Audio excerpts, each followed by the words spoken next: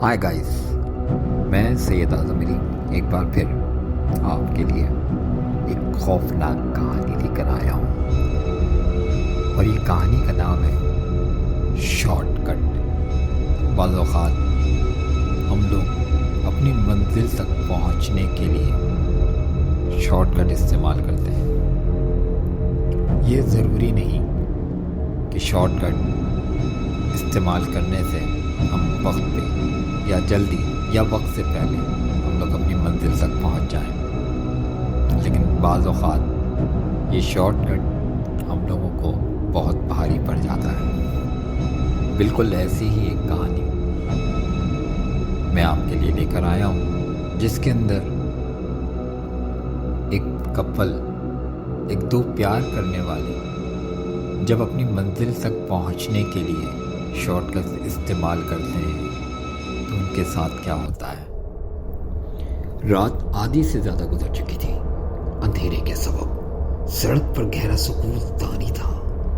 तारकोल की पक्की सड़क पर सन्नाटा तारी था। सड़क के दोनों तरफ दूर दूर तक एक तवील मैदानी सिलसिला था, जिसमें खुदरो झाड़ियाँ और पौधे कसरत से उगे हुए थे। ये तवील मैदानी सिलसिला जा बजा ऊंचे नीचे टीलों पर मुश्तमिल था। चारों तरफ गंभीर सन्नाटे का राज था। ऐसे में एक तेज कार की रोशनी उभरते हुए सन्नाटे को चीरती हुई आगे बढ़ रही थी। कार में दो लोग सवार थे, एक लड़का और एक लड़की। लड़के की उम्र 26 साल के आसपास, जबकि लड़की की उम्र 24 साल थी। लड़की ने दुल्हन का जोड़ा जेब तन कर रखा था और वो फुल मेकअप में थी। साफ लग रहा था कि वो अपनी शादी से भाग कर आई है। लड़के ने आम सी जीन्स और टी शर्ट पहन रखी थी। हमने घर से भागकर कोई गलती तो नहीं की? लड़की ने मुस्कुराकर लड़के से कहा। नहीं, मोहब्बत और जंग में सब जायज़ है। वैसे भी तुम्हारे घर वाले राजी भी न थे। लड़का मुस्कुराकर बोला। लड़की, घर वाले राजी भी कैसा होते? तुम तो कोई काम भी नहीं करते थे। तुम जानती हो मैंने नौकरी के उसूल के लिए क्या क्या नहीं किया। लड़की ने ठंडी सांस ली और इस बात में अपना सर हिला दिया। चंद ही लम्हे गुजरे होंगे कि लड़की एकदम चौंक कर बोली, सरफराज, हम कहाँ जा रहे हैं? हम लोग दानिश के घर जा रहे हैं। ये रात गुजार कर हम लोग शादी कर लेंगे और कल दूसरे शहर के लिए निकल चलेंगे। मगर ये रास्ता दानिश के घर तो नहीं जाता। ये शॉर्टकट रास्ता है। क्या ये वाकई दानिश के घर की तरफ जाएगा?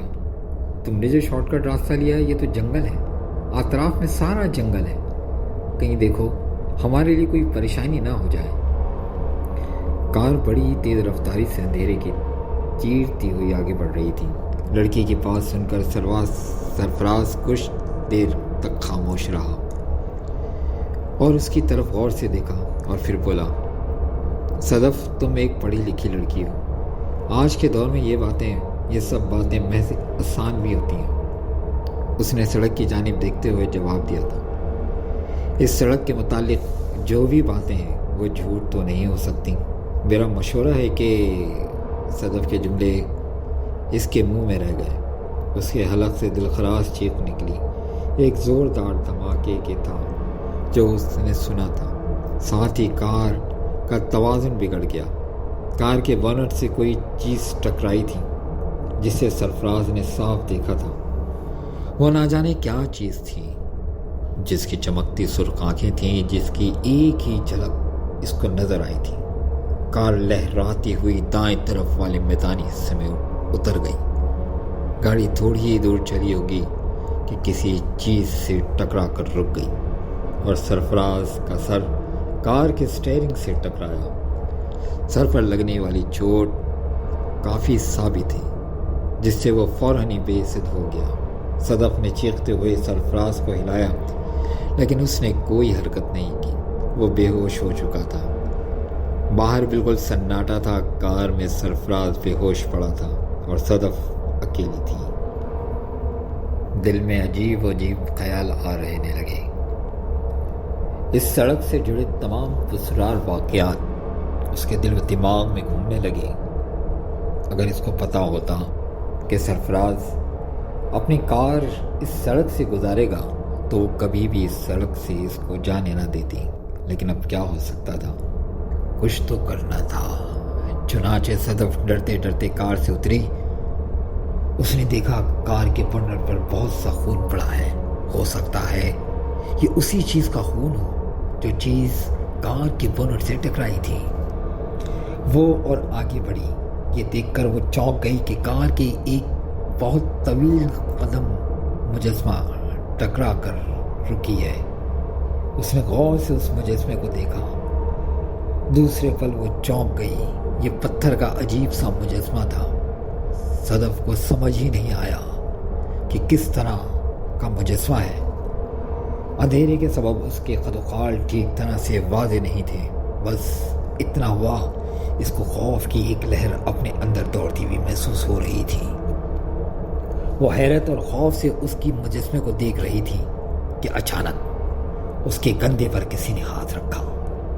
ہاتھ کے رکھتے ہی صدف بری طرح سے اچھل پڑی اور اس کے حلق سے چیخ نکل گئی۔ اس نے مڑ کر دیکھا تو وہ پھر چیخ کو نہ روک سکی اور یوں چیخ چلاتی رہی۔ اس نے جس کو دیکھا تھا وہ بہت ہی خوفناک تھا۔ اس کی لال سرخ آنکھیں تھیں جن میں وحشت دیکھ کر وہ کانپ کر رہ گئی۔ دوسرے پل صدف لہرا کر اس نووار کی باہوں میں جھول گئی۔ دوسرے دن سرفراز کی لاش پولیس نے اسی سڑک پر دریافت کی تھی اور لاش کی یہ حالت تھی کہ اس کے جسم اور چہرے پر جاں بجا ذبحوں کے نشانات تھے اور جسم میں خون بے حد کم تھا۔ یوں لگتا تھا کہ کسی درندے نے بڑی ہی بے دردی سے سرفراز کا خون پیا ہے۔ پولیس رپورٹ کے مطابق سرفراز گزشتہ رات شہر کے ایک باعزت بزنس مین نثار احمد کی لڑکی کو اس کی شادی سے لے کر بھاگا تھا۔ اب پولیس کو اس کی لاش ملی تھی، لڑکی کا کوئی پتہ نہیں تھا۔